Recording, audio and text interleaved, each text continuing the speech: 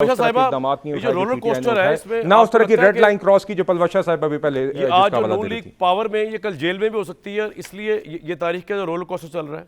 और इमरान खान कल prime minister हो सकते हैं, कोई वो ना भी हो, ये जेल में हो सकते हैं आज की हुकूमत। ये तो इस मुल्क का एक सियासत का हिस्सा है, कोई भी किसी वक्त कहीं भी हो सकता है और खूबसूरती है, इंटेग्रल पार्ट है और यही इस मुल्क को मुनफरद बनाती है। यहाँ किसी वक्त भी कुछ भी हो सकता है, तख्त से तख्ता हो सकता है और ये होता रहा है। और इसीलिए जब इमरान खान साहब भी हुकूमत में थे तो हम समझाते यही थे कि बस इतना ही जुल्म करना चाहिए जितना खुद भी बर्दाश्त किया जा सके। तो लिहाजा ये एक सर्कल है। लेकिन आपको लगता है कि इमरान भी जरदारी साहब की तरह बड़ी अच्छी जेल काट रहे हैं बड़े हौसले से? देखिए, ये तारीख इस पे लिखेगी और तारीख ज़रूर लिखती है। और लेकिन मैं ये ज़रूर कहूँगी कि मुझे याद नहीं पड़ता कि जरदारी साहब ने कभी जेल से किसी बातचीत, किसी NRO टाइप की चीज़ के लिए कभी कहा हो।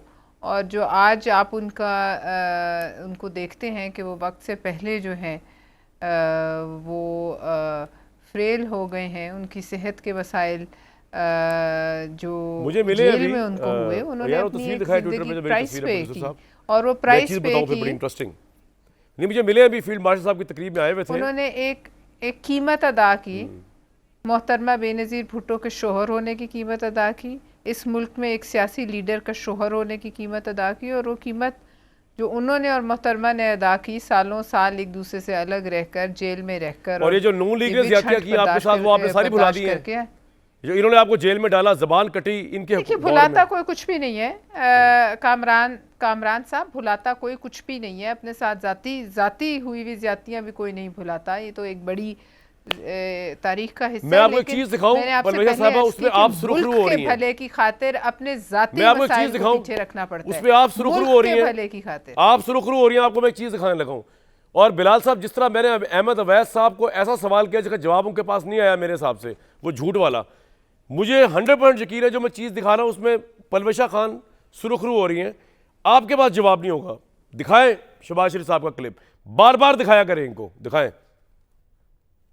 के साथ अलायंस करना इस तरह है कि आप मौत के कुएं में छलांग लगा। जरदारी साहब ने पाकिस्तान की दौलत को बेदर्दी से लूटा और तमाम स्कैंडल अपनी आंखों से देख रहे हैं। उन्होंने आज तक लबकुशाई नहीं की, बल्कि उसको इनकरेज किया और प्रमोट किया। करप्शन हर जमाने में रही, लेकिन पुराने जमानों में अकाउंटेबिलिटी चेक होता था। मगर जरदारी साहब ने इस दौर में जो करप्शन के रिकॉर्ड तोड़े हैं, इसी बना पर मैं उनको कहता हूं कि ये जर बाबा और 40 चोर हैं। जरदारी साहब चोर हैं, जरदारी साहब चोर हैं। अब सवाल मेरा बड़ा सिंपल है आपसे, मैं लोगों की मेमोरीज को डाई डाउन नहीं होने दूंगा। बिलाल साहब, शहबाज शरीफ साहब SCM पंजाब जो जरदारी साहब को चोर कह रहे थे या पीपल्स पार्टी को, आप उस वक्त झूठ बोल के आवाम से वोट ले रहे थे, या आज आप झूठ बोल रहे हैं कि वो करप्ट है या वो करप्ट नहीं है बेसिकली, और इसलिए आपने उनको प्रेसिडेंट बना दिया, खुद प्राइम मिनिस्टर बन गए? अवैस साहब, आप कह रहे थे मैं कामरान साहब इनकी बातें नहीं बताता, आपने मुझे समझा ही नहीं अभी। अवैस साहब, you are totally wrong about me, you and Tehreek इंसाफ।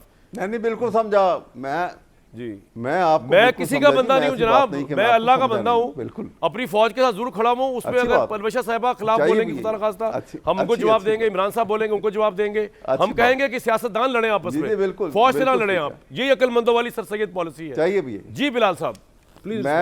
मैं भी बार बार कामरान साहब, सर बिलाल साहब कामरान साहब, बात यह कि अगर आपको उस तरह का पॉइंट मारने के लिए भी कोई 20-30 साल पुरानी क्लिपें निकालनी पड़े तो ये अपना जवाब खुद है जी। दूसरी बात यह कि हमारी तो दोनों जमातें कहती हैं, हमने 90 दहाई के अपने जो एक्सपीरियंसेस हैं उससे बहुत कुछ सीखा है। और आज भी देखिए, बात ये कामरान साहब, हमारी जमातों की अपनी अपनी हैसियत। बिलाल भाई क्या सीखा है कि या तो झूठ बोल के अपने मुखालिफ को चोर कहा जाए, कामरान साहब अब माजरत जो है वो अब आपने प्राइम मिनिस्टर बनने के लिए साथ बना लिया जाए। कामरान साहब छोड़ देना, क्यों छोड़ दें? आपने एक पॉइंट मारना था, अब आपने मार दिया। अब उसके जवाब में 3 जुमले सुन लेना, अगर मैं बोल ही रहा हूँ था। वो आप बैलेंसिंग एक्ट करने की कोशिश कर रहे थे, मुझे इंटरव्यू दिया, चल नहीं सकी। तो बात यही है, जब आपको जब आपको इतनी पुरानी अगर आपको निकालनी पड़े तो देखिए बात ये है कामरान साहब कि आज भी हम हमारी जमातों की अपनी हैसियत है, अपनी आइडियोलॉजी है। पलवच्चा साहिबा जिस तरह कह रही थी, हर इशू पे हम आई टू आई मीट भी नहीं करते, मगर we find a way forward. This is how mature political parties are. सबके मॉरल्स पे आता है यार। योर डिफरेंसेस, आपने ज्यादती की पीपल्स पार्टी के साथ उनको चोर कह के। नहीं देखिए, और अल्लाह ने दिखाया आपको, फिर आपने उनको प्रेसिडेंट बनाया। नहीं जी, मैंने हरगिज़ चोर नहीं कहा। आपके लीडर ने कहा ख्वाहिश जरूर थी, जैसे कि मैंने आपको इससे कहा है। जी प्रोफेसर साहब, आपके शो में एंटरटेनमेंट की कमी नहीं होती, आप यकीनी बनाते हैं, मगर इस दफा ये काम नहीं कर। कुछ कहना चाह रहे हैं? क्विकली मैं तो सिर्फ एक लफ्ज़ कहूँगी, इससे हमें सबक सीखना चाहिए कि आसमान की तरफ मुंह करके नहीं थूकना चाहिए।